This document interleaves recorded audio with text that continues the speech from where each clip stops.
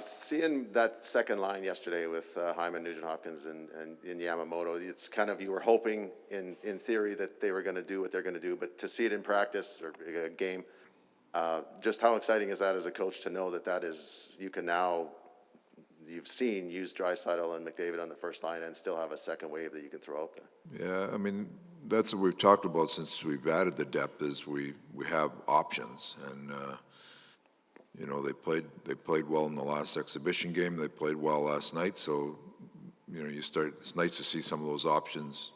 You just don't think about them there. You get to see them and see what they come up with. But last night was a little, we'll see. I mean, the line was really good. We took too many penalties last night that all three of them killed a lot of penalties last night, so it took some of the 5-on-5 play away from them. But there's some good signs there. They're a work-based line that can be hard to play against other teams' top players. So we'll continue to see how it grows. Those penalties, that's just, you know, one of those things that happens, or is it something that you kind of saw and maybe need to address a little bit? You know, there's some that there's a sequence of events that sometimes happens before a penalty.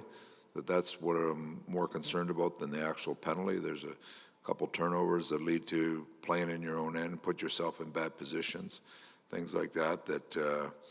You know, you don't like the penalty itself, but there's things that happen before the penalty that you would never be back in that position, having to defend or in your own end if we would have done a few things right in front of it. So there's some of that stuff that we'll talk about, but for the most part, it's early in the preseason. I was hoping for some more penalties. That's what I told them after the game. I said, that's all off now. We're good now. We figured some things out. It's a long season, and there's plenty of time to recover, and a good start is always important. But with this many new players, is it important for good things to happen early? Well, you like to see everybody feel like they're fitting in, and when you win, you have there's a camaraderie in the dressing room. You come in, everybody's in good spirits, and you know it's easier to build. Like that game last night, there are some things we like. There's some things we have to do better, but it seems like it's always easier to get those points across after you win. You know, so guys are in good spirits today. We'll have an optional skate today, have a little skate tomorrow, and be ready for Saturday. Morning, Dave. After a night to digest the game and probably look things over again, I know it's really early, but attention to detail, stuff like that, this early in the season, how's that coming along and the progress there in your eyes? Early, and like you see it in preseason. We thought we were kind of starting to dial it in a little bit that last week, but the first game of the season, it's always full of nerves, full of energy, and there's mistakes being made. Like there's more chances for both teams than you'd probably like last night, but that's what you get from the first game of the year. You got fans back in the building. There's an energy, a nervous excitement about it that kind of lends itself to the way the game goes. In the first period, both teams had a lot of chances, and 2 months from now, you see teams buckle down and really solid in their structure, and you probably see less of a frenetic game than the one last night.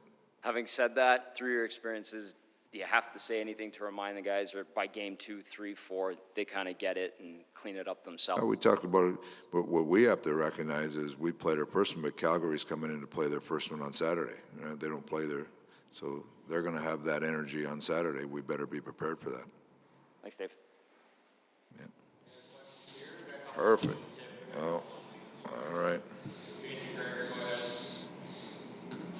Sorry, Dave. Morning. You were out, but really back in. You sleeping in this morning, or what are you doing?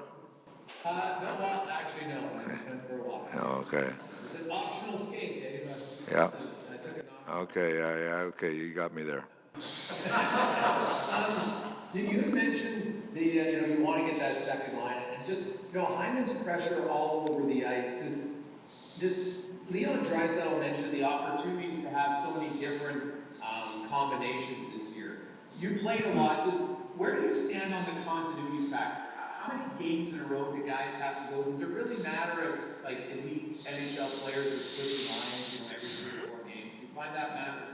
Well, the players that have been here, like if you just take Draisaitl and Nuge, their switch is pretty seamless. Like they can slide back and forth there. They're both really intelligent players. I'd like to, if you look at our new players coming in, one of the reasons we're trying the Hyman and Nuge thing is we want them to try to penalty kill together, so we're looking to build some chemistry there.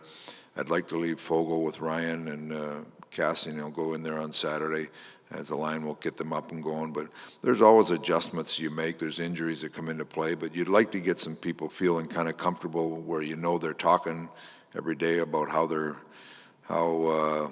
the line is working together, and the same thing for D pairs, so I don't know if there is a number you can put on it. There's situational stuff that comes into it. Like Hyman touches so many different parts of the game that he gets to play with Connor and Leon a little bit and in different situations, but yet he's got his line with Yamo and Nuge that they have a real purpose in how they're going to play. So we'll see how it goes, but it's early. That there's going to be changes along the way, but it's nice to see if we can get some continuity and some things moving forward where you get to know, and then if you do go away from it, you can come back to it. Kind of know what you're going to get. And last night, Evan Bouchard played significant minutes, penalty kill and 5-on-5. Yeah. Was that kind of your plan? You had said earlier you wanted to give him the opportunity to penalty kill. What did you think of that, and what did you think of his play 5-on-5 specifically in the defensive team? He was solid, really solid. I think he played 22 minutes last night, and we've talked to him about playing a lot of different situations. And he's a smart player. He understands the different roles in the game, and it's early, but he's getting himself up and going. The penalty killing's been pretty solid for him. He's really grabbed that. I think he's got a real thought process of he wants to jump in this, wants to be a good penalty killer, because it's something that people wouldn't, when you refer to Bush, it's all offensive talent. They wouldn't be consider him a good penalty killer, but smart guys with offensive talent can kill penalties. They just have to put their mind to it. So he's taken a real liking to that, and he's done a pretty good job so far.